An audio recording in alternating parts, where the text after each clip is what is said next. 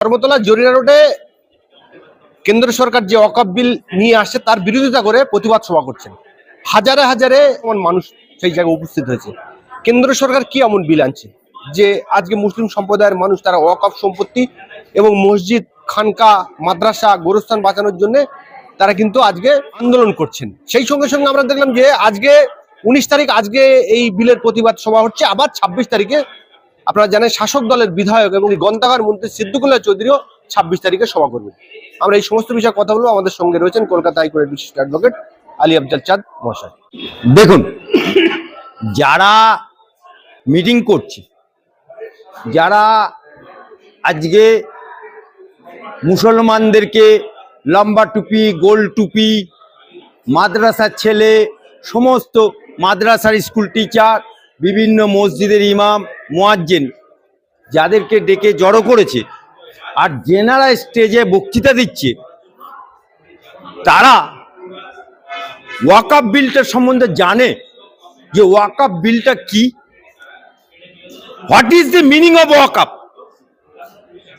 ওয়াকফ হচ্ছে ভারতবর্ষের যখন ধর্মের ভিত্তিতে ভাগ হলো, জিন্না নিয়ে গেল পাকিস্তান আর হিন্দুস্তানে রয়ে গেল হিন্দুরা, ঠিক সেই সময় মৌলানা আবুল কালাম আজাদ, যিনি নেহরু পরিবারের সাথে অঙ্গাঙ্গিভাবে জড়িত, যিনি কংগ্রেসের আন্দোলনে হোতা, যিনি প্রকৃতভাবে স্বাধীনতা সংগ্রামে লড়াই করেছে, তিনি বললেন নেহরু পরিবারকে যে আমি কোথায় যাব, আমি তো ও দেশে যাব না, আমি এই দেশে কংগ্রেসের জন্য লড়াই করেছি, এই মাটির জন্য লড়াই করেছি, স্বাধীনতা সংগ্রাম করেছি, সুতরাং আমি তো যাব না।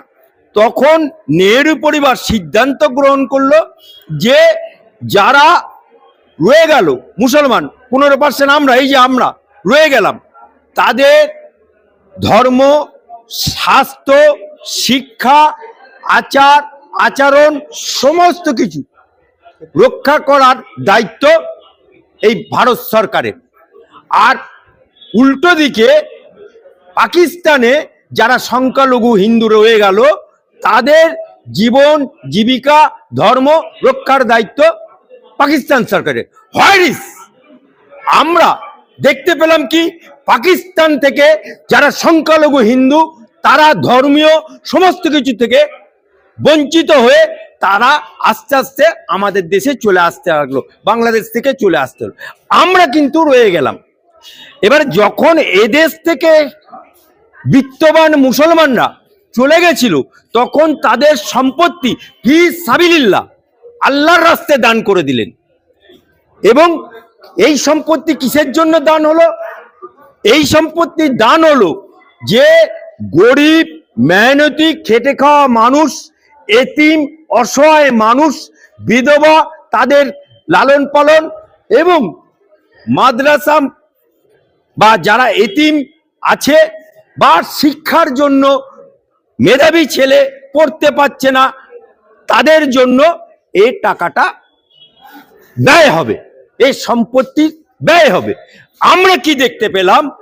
সারা ভারতবর্ষ ছাড়ুন, বাংলার বুকে বামপন সরকার চলে যাওয়ার পরে বামপন সরকারও অনেক সম্পত্তি লুটেপুটে খেয়েছে। আজকে তৃণমূলের জামানায় এই পশ্চিম বাংলার যে ওয়াকফের সম্পত্তি, Rajabazar, Kolutola, Park Circus, Garden rich,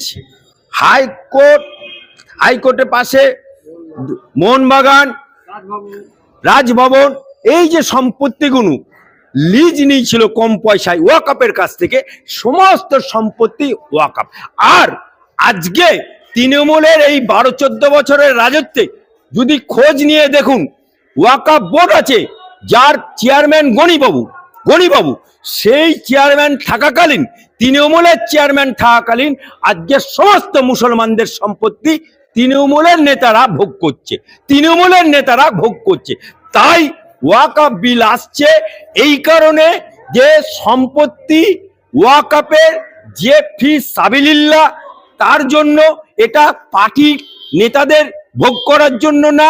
আজকে ইমাম মুয়াজ্জিন বলে ভোগ এই ওয়াকাফের সম্পত্তি থেকে টাকা পাচ্ছে, মমতা ব্যানার্জি বলে আমি দিচ্ছি। কিন্তু ওয়াকাফের সম্পত্তি থেকে যদি এই মুয়াজ্জিনরা বা ইমামরা ভাতা পায়, তাহলে মাওলানারা বলে যে এতিমের সম্পত্তি হরণ করা হারাম। তাহলে যারা নামাজ পড়াচ্ছে মুয়াজ্জিন বা ইমাম, তারা হারাম খাচ্ছে, তারা হারাম করছে। আজকে তৃণমূলের নামকরা নেতা এবং দাড়িওয়ালা মাথায় টুপি দিয়ে তারা সম্পত্তিগুলো ভোগ করছে। এই ভোগের কারণে আজকে যে বিলটা আসছে সেই বিলটার ভুল ব্যাখ্যা করে মুসলমানদেরকে তাতিয়ে ও মাদ্রাসা নিয়ে নেবে, কবরস্থান নিয়ে নেবে। এই যে বুজুর্গি কথা, এই বুজুর্গি কথার আমি সম্পূর্ণ বিরোধিতা করছি অ্যাজ এ আইনজীবী হিসেবে। কারণ ওয়াকাফ বিল এখনো পাস হয়নি। ওয়াকাফ বিল পাস হলে তার খসড়া রিপোর্ট দেখবে, তারপরে ইটের জবাব পাথরে দেওয়া হবে। কিন্তু মুসলমানদেরকে 26 সালে ভোটে গদগদ মুসলমানদেরকে বিজেপির বিরুদ্ধে লড়াতে হবে, বিজেপির বিমুখ করতে হবে।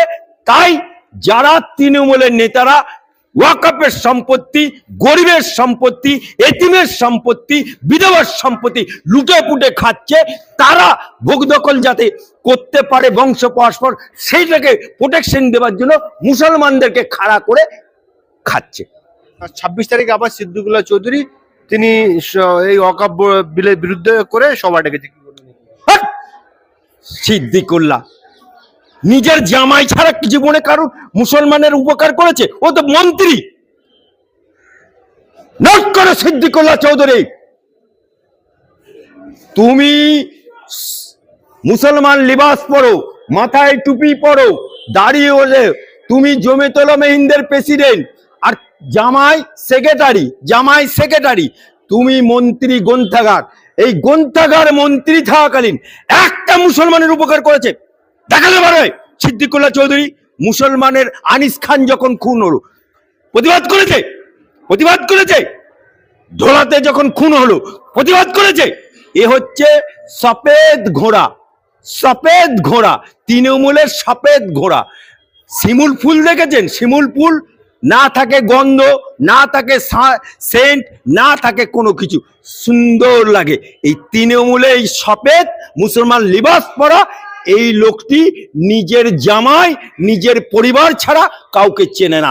এই লোকটি মুসলমানের কলঙ্ক।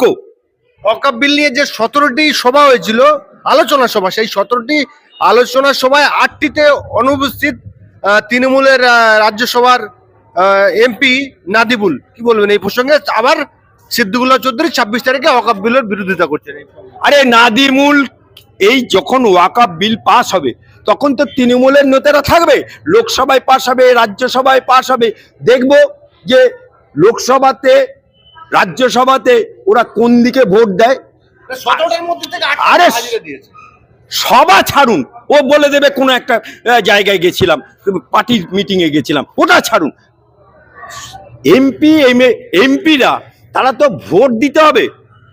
তা সেই কেন্দ্রের ভোটে যখন ভোটাভুটি হবে, তারা কোন দিকে ভোটটা দেয়, নাকি ওয়াকআউট করে বাইরে বেরিয়ে আসে, সেটাই দেখার বেশি। তাই আজকে যারা সভা করছে এগুলো তাওয়া গরম ছাড়া আর কিছু না। না, আমার কাছে কথা হলো যে ওয়াকাফ নিয়ে যখন বিলে আলোচনা হচ্ছে, সেই আলোচনা সভায় আমি অনুপস্থিত থাকছি, আবার আমি মানুষকে তাড়ানোর জন্য আবার আমি সভা ডাকছি, সবাই প্রতিবাদ করছি, দুটো কেমন আলাদা আলাদা লাগছে না? দেখুন, তৃণমূলে 21 সালের আঁকড়া দেখুন, 21 সালের আঁকড়াতে 5 to 7% হিন্দু ভোট পেয়েছে মমতা ব্যানার্জি, বাকি 99.5% মুসলমান ভোট পড়েছে তৃণমূলে, শুধু বিজেপির জুজু ভয় দেখিয়ে। তা আবার 26 সালে ভোট আসছে, ওয়াকআপ বিল এখনো পাস হয়নি, খসড়া তৈরি হচ্ছে, শুধু বাজারে ছেড়ে দিয়েছে।